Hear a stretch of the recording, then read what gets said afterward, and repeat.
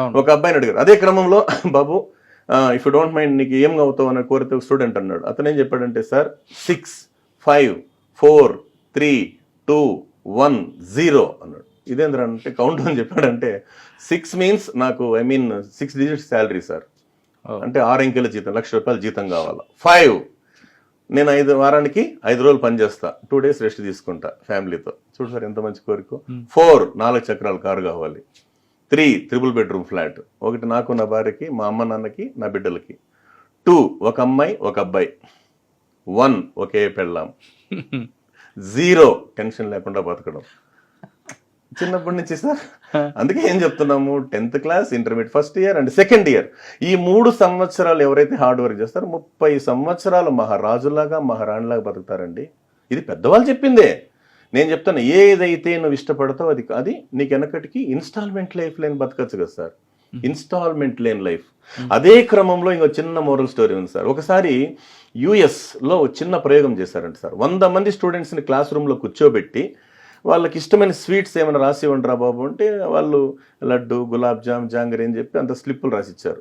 వాళ్ళకి ఇష్టమైన sweets sir, రకరకాలు ఉన్నాయి కదా సార్ ఇష్టమైన స్వీట్స్. అది తెచ్చి ఏం చేశారు వాళ్ళు, అది జడ్జ్ చేసి ముద్ర పెట్టారు. చూపు అంతా దేని మీద ఉంది సార్ ఇంకా పిల్లలకి? స్వీట్స్ మీదే. అప్పుడు పిల్లలు చెప్తారు, నాన్న దేని మీద ఉందిరా చూపు? స్వీట్స్. ఓకే రైట్, నీకు నచ్చిన స్వీట్ ఆడుంది. వాళ్ళు చేయి పెట్టారు, రే ఆగండి అన్నారు. ఏమంటే 2 hours ఆ స్వీట్స్ ముట్టకూడదంట సార్. సచ్చిరా గొడ్డు. ఎవరైతే 2 గంటలు ముట్టకుండా ఉంటారో వాళ్ళకి మేము 1+2 ఇస్తాం అని చెప్పి డోర్ లాక్ చేసుకుని వెళ్ళిపోయారు. 2 గంటల తర్వాత వచ్చి చూస్తే, ఏమన్నా స్వీట్స్ ఉన్నాయా లేవంటే లేవు సార్ అంటారు. సరే అప్పుడు మన దగ్గర ఉన్న సబ్జెక్ట్ ఏంటి, 60 members ఎత్తుకొని తినేశారంట సార్. ఓహో వాళ్ళు ఇచ్చే స్వీట్స్ కోసం మేము ఎదురు చూస్తుంటామని. 40 ఉన్నారు కదా సార్ బ్యాలెన్స్, దాంతో 30 members ఈ పక్క ఆ పక్క గిల్లుకొని తిన్నారంట. రిమైనింగ్ 10 వాళ్ళు స్వీట్ టచ్ చేయలేదంట సార్.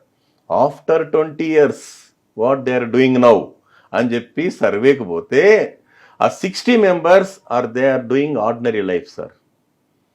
ఆ 30% ఇల్లుకొని తిన్నటువంటి వాళ్ళు government salary and corporate salary.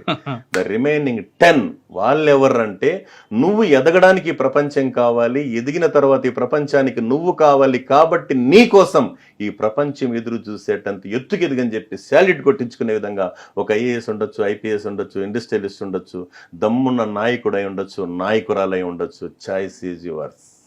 మీకు 60 కావాలా, 30 కావాలా, 10 కావాలా? చూడు సార్ ఎంత బాగా వింటారు సార్ పిల్లలు. అప్పుడు అందరూ మేము 10 సార్ అంటారు. అంటే మీ పని మీరు చేయండి, అంతే కదా సార్. మీకు కావాల్సిన చదువే కదా, చదువే. అందుకే శిలలాంటి బతుకుల్ని శిల్పంగా మార్చేదే విద్య. మనిషిని భగవంతుణ్ణి భాగ్యవంతుణ్ణి చేసేదే విద్య. సృష్టిలో ఇతరులకు ఎంత పంచినా మరింత పెరిగేది విద్య ఒక్కటే. రాజు రాజ్యంలో మాత్రమే పూజింపబడతాడు, విద్యావంతుడు ప్రపంచంలో ఎక్కడ ఉన్నా పూజింపబడతాడని చెప్పడానికి సార్. చాలా రాసినట్టున్నారు మరి. అంటే ఉన్నాయి సార్. చెప్పండి. అందులో బాగా నచ్చింది చెప్పండి. బాగా నచ్చింది స్వచ్ఛ భారత్కి సంబంధించి హైదరాబాద్లో ఉన్నటువంటి విశ్రాంత ఈఎస్ఐ అధికారి శ్రీ కేఎల్ కామేశ్వరరావు గారు సార్. ఆయన 2 lines రాస్తారు, అవి హార్ట్ టచింగ్ ఉంటాయి సార్. ఆయన రాసింది ఏంటి, బలహీనతకు అందమైన పేరు హాబీ, హాబీ ఒక్క ముళ్ళ గులాబీ.